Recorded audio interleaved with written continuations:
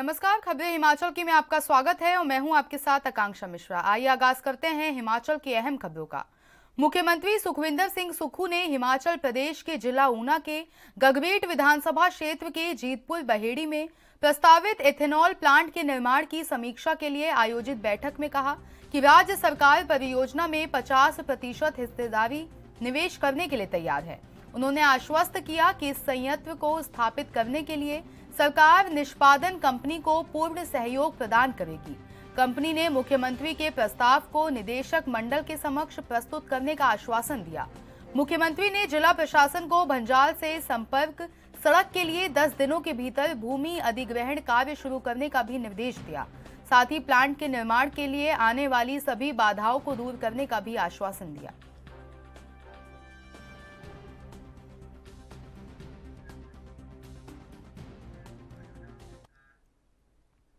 केंद्रीय मंत्री अनुराग ठाकुर शिमला प्रवास पर हैं। इस दौरान उन्होंने रोजगार मेले के 5वें संस्करण में हिस्सा लिया।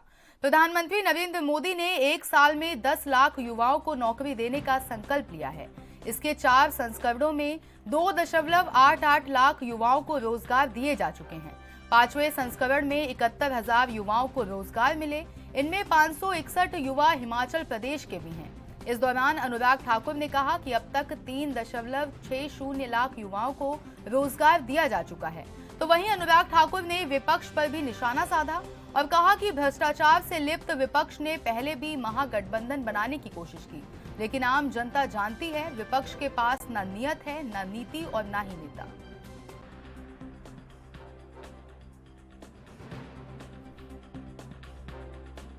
हमने बीजेपी को पीछे करना है, लेकिन वहीं अधीर रंजन कह रहे हैं कि हम चुनाव अपने हिसाब से लड़ेंगे।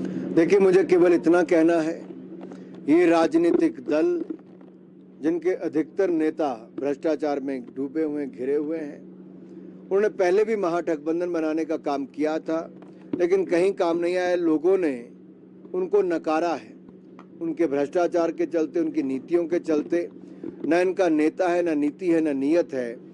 तो जब एक प्लेटफॉर्म पर भी सब आकर इकट्ठे होते हैं, तब भी म्यूजिकल चेयर की तरह सब प्रधानमंत्री की कुर्सी की ओर नजर रखते हैं, लेकिन मिलती किसी को नहीं है।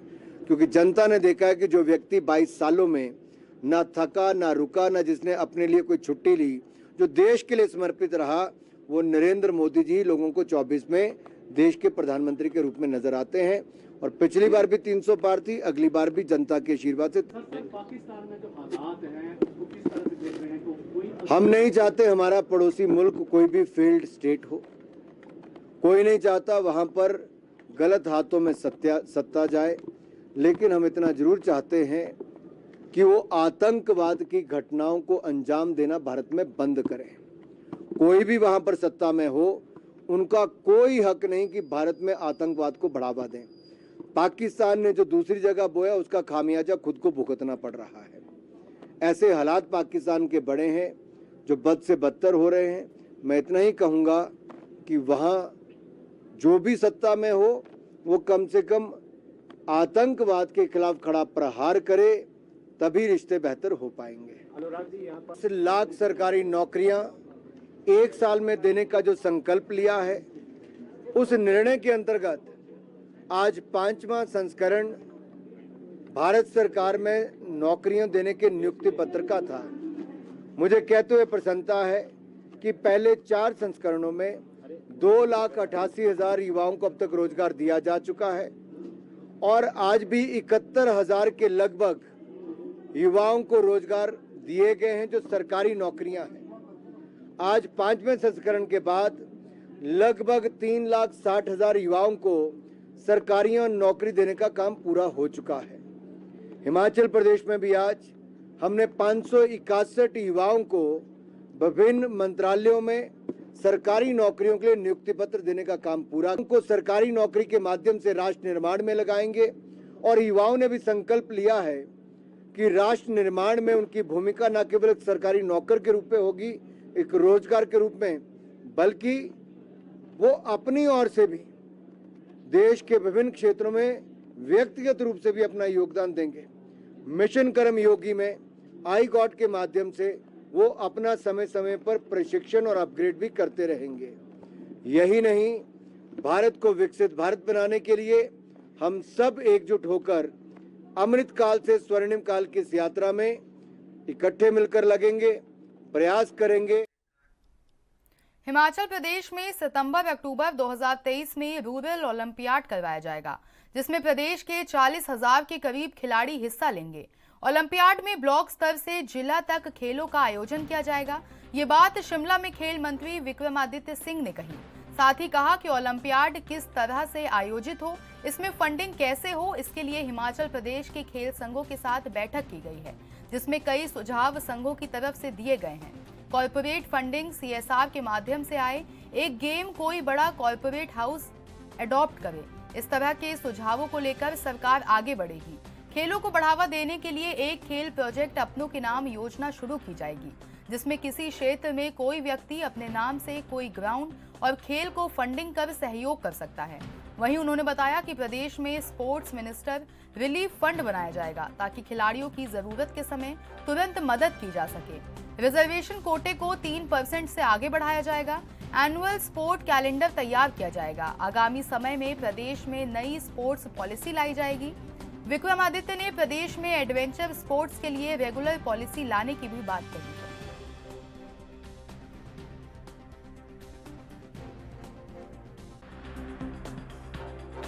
कि हम एक ग्रामीण ओलंपियाड हिमाचल प्रदेश के अंदर ऑर्गेनाइज करवाना चाहते हैं, रूरल गेम्स को प्रदेश के अंदर बढ़ावा देना चाहते हैं। तो आज हमने उसके ऊपर सकारात्मक चर्चा, सबसे पहले जो नंबर 1 एजेंडा था कि हमने रूरल ओलंपियाड हिमाचल प्रदेश के अंदर ऑर्गेनाइज करवाना है। और जैसा मैंने आपको पहले भी कहा, इसमें हमने अभी तक जो एस्टिमेट लगाया है कि करीबन इसमें 40,000 यूथ प्रदेश के अंदर इसमें पार्टिसिपेट करेगा, करीबन 20,000 मेन एंड 20,000 वुमेन। इसका अभी हम एक पूरा खाका बना रहे हैं, जिस पे अभी मोटी मोटी चर्चा हमने सभी अपने एसोसिएशन के लोगों से करी है। कौन कौन सी गेम्स को उसमें हमने रखना है, उसके बारे में अभी एक और राउंड ऑफ टॉक्स आने वाले समय में होगा, और फिर उसके बारे में हम एक डिटेल्ड आपको जानकारी आने वाले समय में देंगे। मगर इसको हमने टेंटेटिवली जो है वो सितंबर और अक्टूबर के महीने में हिमाचल प्रदेश के अंदर करवाना है। स्टेक होल्डर्स है, एसोसिएशंस है, उनकी व्यू पॉइंट्स भी इसमें हमने जो है वो जाने हैं। नंबर 1, इंफ्रास्ट्रक्चर को कैसे इम्प्रूव किया जाए, कहाँ से उसके लिए फंडिंग होगी, क्योंकि ये कोई छिपी हुई बात नहीं है कि हम एक मुश्किल फाइनेंशियल दौर से गुजर रहे हैं। इसलिए किस तरीके से उसमें हम ज़्यादा से ज़्यादा फंडिंग CSR के माध्यम से करवा जा सके, कि हम भी जो हमारा कॉर्पोरेट फंडिंग है CSR के माध्यम से हम इसके बारे में मुख्यमंत्री जी से भी बात करेंगे, और एक इसको इम्प्लीमेंट करा जाएगा कि पर्टिकुलर गेम जो है, जितने भी हमारे यहाँ पे, चाहे हमारे सीमेंट के उद्योग खाने हैं, चाहे ऑटोमोबाइल का सेक्टर है, चाहे फार्मास्यूटिकल सेक्टर है, उसका हम एक पूरा खाका बनाएंगे, और उसके माध्यम से एक एक गेम जो है, एक एक कॉर्पोरेट हाउस को जो है उनसे अडॉप्ट करने का निवेदन करेंगे, ताकि आने वाले समय में प्रोफेशनल तरीके से हम गेम्स को जो है वो ऑर्गेनाइज प्रदेश के अंदर करवा सके। स्कीम प्रदेश के अंदर हम शुरू करने का प्रयास कर रहे हैं, एक खेल प्रोजेक्ट अपनों के नाम, जिसमें इंफ्रास्ट्रक्चर को खास करके डेवलप करने के लिए प्रदेश के अलग अलग कोनों में, खास करके ग्रामीण क्षेत्रों में जहां पे आपके इंफ्रास्ट्रक्चर की कमी है, ग्राउंड। विश्व के सबसे खूबसूरत स्टेडियमों में शुमार धर्मशाला क्रिकेट स्टेडियम में खेले जाने वाले 2 T20 मैचों को लेकर मंगलवार स्पेशल चार्टर विमान के जरिए जयपुर से राजस्थान रॉयल्स के खिलाड़ी कांगड़ा हवाई अड्डे पर पहुंचे। कांगड़ा हवाई अड्डे पर पहुंचने पर HPCA के अधिकारियों द्वारा राजस्थान रॉयल्स के खिलाड़ियों का जोरदार स्वागत किया गया। वहीं धौलाधार पर्वत श्रृंखला की खूबसूरती को देखकर राजस्थान रॉयल्स के खिलाड़ी भी खुश हुए और हवाई अड्डे पर ही अपने परिवार के साथ सेल्फी लेते हुए नजर आए।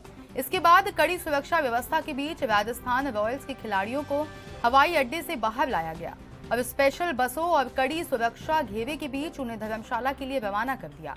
कांगड़ा हवाई अड्डे के बाहर क्रिकेट प्रेमियों का भी हुजूम लगा रहा, जो अपने चहेते खिलाड़ी के एक झलक पाने के लिए बेताब दिखे।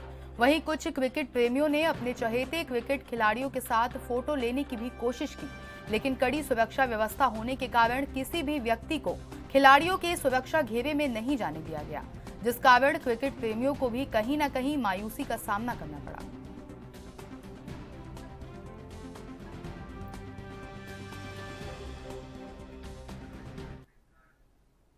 हिमाचल के धर्मशाला विधानसभा क्षेत्र के तहत उथडांगरा पंचायत के रसड़े गांव में हुई सड़क दुर्घटना में जान गंवाने वालों के अंतिम संस्कार में सम्मिलित हुए कृषि मंत्री चंद कुमार ने उनकी आत्मा की शांति की कामना की। उन्होंने चामुंडा नंदिकेश्वर धाम में जाकर मृतकों को श्रद्धांजलि अर्पित की। इसके बाद कृषि मंत्री ने मृतकों के घर में जाकर परिवार के लोगों से संवेदनाएं प्रकट की। कृषि मंत्री ने दुर्घटना प्रभावित तीनों परिवारों से मिलकर ढांढस बांधा। साथ ही पीड़ित परिवार के लोगों को दुख की घड़ी में सरकार और प्रशासन की ओर से हर संभव सहायता उपलब्ध करवाने का आश्वासन दिया।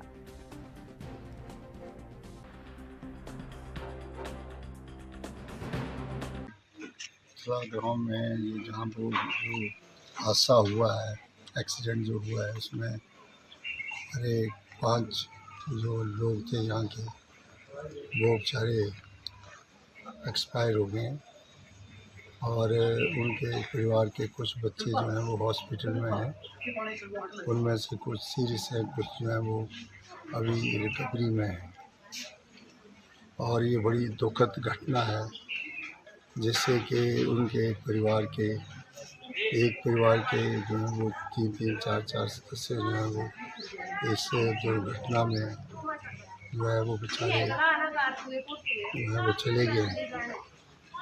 और मुख्यमंत्री जी ने मुझे आदेश दिया था कि आप उन परिवारों में जाकर के मेरी तरफ से जो है वो संवेदना प्रकट करनी है और चाहते हैं कि भगवान उनको इस सदमे से उठने के लिए वो शक्ति प्रदान करे और उनकी जो रूह है उसके लिए शांति की प्रार्थना करें।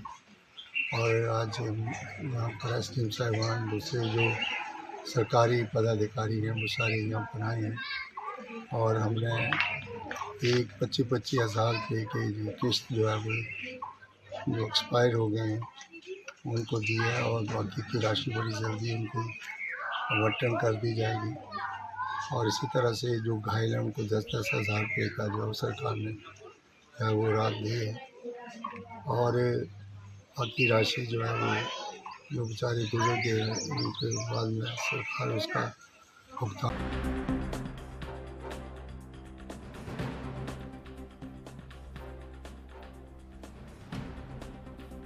आपको बता दें कि सड़क दुर्घटना में जान गंवाने वालों के अंतिम संस्कार में सम्मिलित हुए कृषि मंत्री चंद्र कुमार ने उनकी आत्मा की शांति की कामना की। उन्होंने चामुंडा नंदिकेश्वर धाम में जाकर मृतकों को श्रद्धांजलि अर्पित की। साथ ही इस दुख की घड़ी में सरकार और प्रशासन की ओर से हर संभव सहायता उपलब्ध करवाने का भी आश्वासन दिया।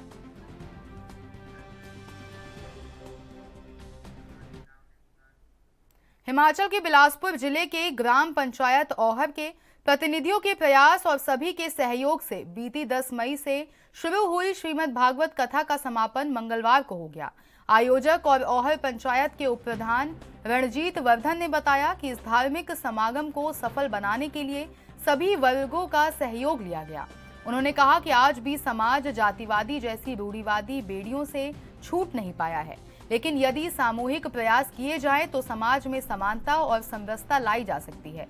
इसके लिए सुनिश्चित किया गया है कि ग्राम पंचायत औहर के हर परिवार का इस कथा यज्ञ में योगदान हो। जन कल्याण के लिए आयोजित इस कथा के अंतिम दिन प्रवचन करते हुए कथावाचक ब्रजेश गोस्वामी ने कन्यादान के महत्व पर प्रकाश डाला। अंतिम कथा का श्रवण करने के लिए भारी संख्या में श्रद्धालुओं की भीड़ उमड़ी। इससे पहले हवन यज्ञ का आयोजन किया गया, जिसमें सभी लोगों ने हवन कुंड में आहुतियां डाली। पूर्ण आहुति के बाद अटूट भंडारे का आयोजन भी किया गया, जिसमें हजारों श्रद्धालुओं ने प्रसाद ग्रहण किया।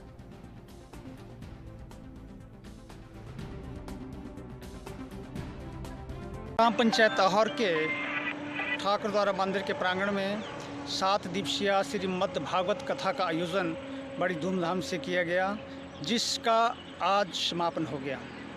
7 दिन तक चले इस आयोजन में स्थानीय पंचायत प्रधान व समिति की सचिव प्रेमलता ठाकुर की अगुवाई में यह आयोजन किया गया। इसमें स्थानीय लोगों ने बड़े उत्साह के साथ 7 दिन भाग लिया। इसके उपरांत रात को भी जागरण का आयोजन किया जाता था तथा लोग दूर दूर से आकर के इस कार्यक्रम में भाग लेते थे। आज 16 मई को इस इसका समापन हो गया, जिसमें क्षेत्र के सैकड़ों लोगों ने प्रसाद ग्रहण किया और श्री कृष्ण भगवान के जीवनी का आनंद लिया। इस सफल आयोजन के लिए ग्राम पंचायत अहौर की ओर से क्षेत्र के समस्त व समिति के सभी सदस्यों को बहुत बहुत बधाई। मैं आशा करता हूं कि भगवान के जो इन्होंने प्रवचन सुने उस पर आचरण करें, वो अपना जीवन। हिमाचल प्रदेश में पर्यटन सीजन आरंभ हो गया है।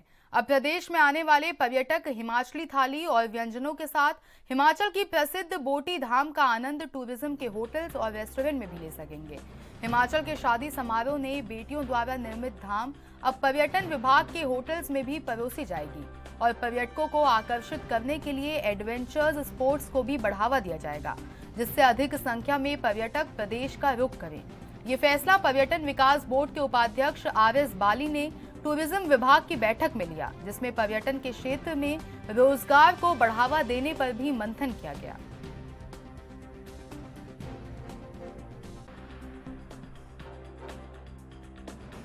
देखिए, हिमाचल थाली जो है उसका कॉन्सेप्ट जो है वो हिमाचली खाना है।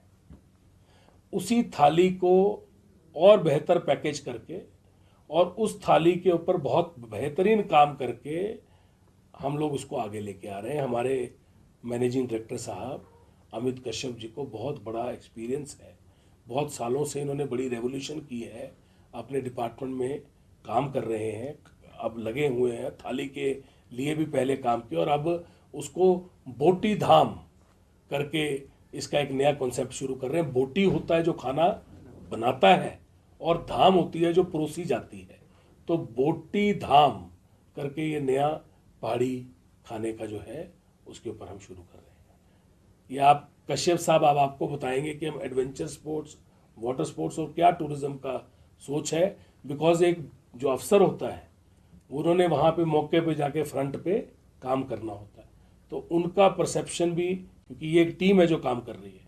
अगर मैं सोच रहा हूँ, काम कर रहा हूँ, आगे इन्होंने उसको काम को करना है, उसको इम्प्लीमेंट करवाना है, ये सोच रहे हैं, ये काम कर रहे हैं, तो इनका परसेप्शन भी, हमारी पूरी टीम का परसेप्शन भी आपको ये कश्यप साहब बताएंगे। स्टेट है वो डिस्टर्ब्ड है, हिमाचल में लेक भी है, हिमाचल के अंदर पानी भी है, ब्यास भी है, हिमाचल के अंदर अलग अलग झरने और नदियां भी हैं, हिमाचल में ग्लेशियर भी हैं, हिमाचल में लाहौल स्पीति के रेत वाले पहाड़ भी हैं, हिमाचल के अंदर बर्फीले पहाड़ धौलाधार के भी हैं, दूसरी तरफ भी रेंज है, हिमाचल में डेंस फॉरेस्ट भी है, हिमाचल के अंदर एडवेंचर स्पोर्ट्स के भी साधन है, पैराग्लाइडिंग में हिंदुस्तान का सबसे बड़ा स्पॉट है, हिमाचल में देवी देवता भूमि भी है और हिमाचल प्रदेश के अंदर हिमाचली लोग भी हैं।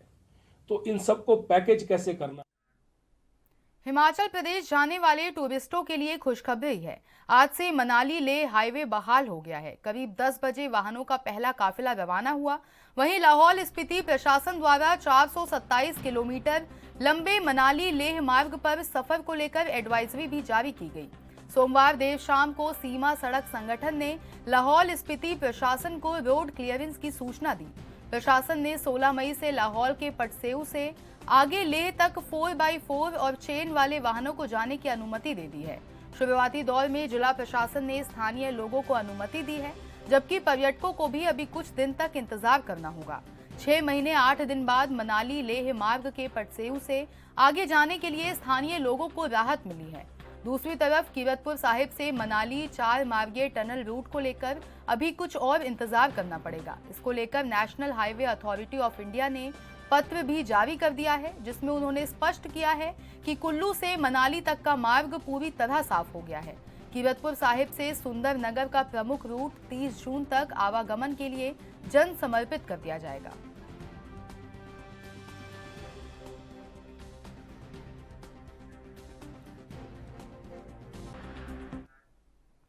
हिमाचल प्रदेश के कुछ भागों में 4 दिनों तक मौसम खराब रह सकता है। मौसम विज्ञान केंद्र शिमला के अनुसार प्रदेश के मध्य और उच्च पर्वतीय कुछ भागों में 17 से 20 मई तक बारिश हो सकती है। ऊंची चोटियों को हल्की बर्फबारी की संभावना है। 18 मई को मैदानी क्षेत्रों में भी बारिश की संभावना जताई जा रही है। इस दौरान 1-2 स्थानों पर अंधड़ चलने का येलो अलर्ट भी जारी किया गया है। वहीं आज राजधानी शिमला और अन्य भागों में मौसम साफ बना हुआ था।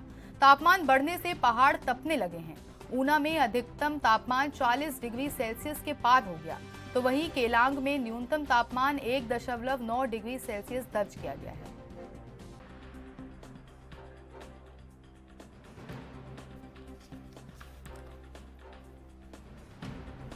आपको बता दें कि हिमाचल प्रदेश के कुछ भागों में 4 दिनों तक मौसम खराब रह सकता है, जिसको लेकर येलो अलर्ट भी जारी कर दिया गया है। साथ ही आपको बता दें कि मौसम विज्ञान केंद्र ने ये जानकारी दी है कि हिमाचल प्रदेश के मध्य और उच्च पर्वतीय कुछ भागों में 17 से 20 मई तक बारिश होने की आशंका है।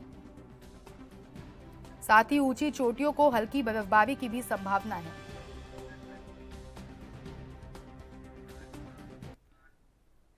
शिमला में टका बेंच स्थित बुक कैफे में एक बार फिर स्थानीय लोगों सहित पर्यटक भी चाय की चुस्कियों के साथ पढ़ाई का आनंद ले सकेंगे। सबसे पहले ये कैफे 2017 में खोला गया था, जिसे संचालन के लिए प्रदेश के कारागारों में बंद कैदियों को सौंपा गया था। लेकिन विभिन्न कारणों से बार बार इसके खुलने और बंद होने का सिलसिला चलता रहा। अब लंबे समय के बाद इसे फिर से पर्यटकों और स्थानीय लोगों के लिए खोल दिया गया है। आज इस बुक कैफे को कैबिनेट मंत्री विक्रमादित्य सिंह ने विधिवत रूप से लोगों के लिए समर्पित कर दिया। विक्रमादित्य सिंह ने कहा कि पर्यटकों, स्थानीय लोगों और युवा वर्ग के लिए ये स्थान पढ़ाई के साथ साथ ही खाने पीने के लिए उपयुक्त साबित होगा।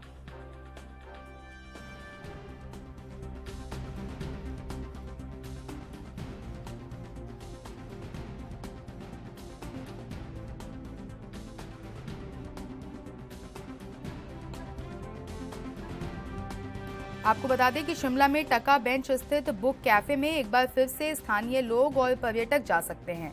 साथ ही चाय की चुस्कियों के साथ अब वो पढ़ाई का आनंद लेंगे। इससे पहले भी ये कैफे 2017 में खोला गया था, लेकिन विभिन्न कारणों की वजह से कई बार ये कैफे खुला और बंद हो गया। अब लंबे समय के बाद इस कैफे को एक बार फिर से पर्यटकों और स्थानीय लोगों के लिए खोल दिया गया है और आज इस बुक कैफे को कैबिनेट मंत्री विक्रमादित्य सिंह ने विधिवत रूप से लोगों को समर्पित कर दिया है। साथ ही उन्होंने कहा कि पर्यटकों, स्थानीय लोगों और युवा वर्ग के लिए ये स्थान पढ़ाई के साथ साथ ही खाने पीने के लिए भी उपयुक्त साबित होगा।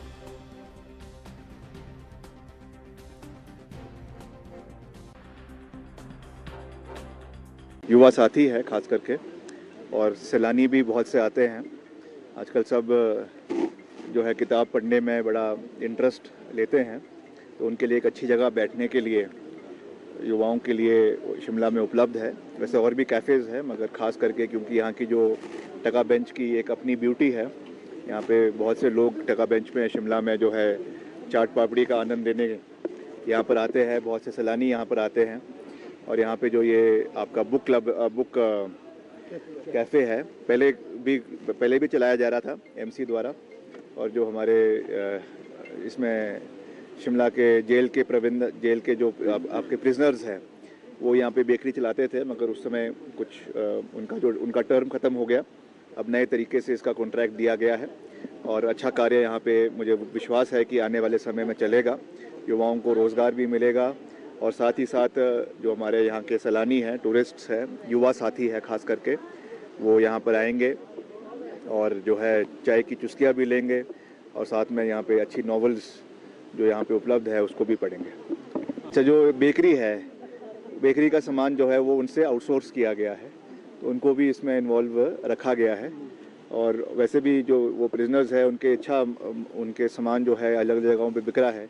पिछले कल ही हम जो हमारा जेल है, कांडा जेल, वहाँ पे मुख्यमंत्री जी के साथ गए थे और वहाँ पे चाहे सेक्रेटेरिएट का है, चाहे हाई कोर्ट का कैफ़े है, हर जगह पे जो है उनको सुविधाएं दी जा रही हैं। तो आने वाले समय में और हमारे जेल रिफॉर्म्स हो और जो हमारे कैदी है उनको अपराध तो हो गया है, कमिट हो गया है, उसकी सज़ा भी वो भुगत रहे हैं, मगर उनको आने वाले समय में एक अच्छा भविष्य जब वो जेल से निकल कर आएंगे वो प्रोवाइड करवाना भी सरकार की जिम्मेवारी बनती है और उसके लिए सारी सुविधाएं सरकार की ओर से मिले, इसका जो खबरें हिमाचल की में मेरे साथ इतना ही। देश की तमाम बड़ी खबरों के लिए बने रहिए हमारे साथ और देखते रहिए ANB न्यूज़।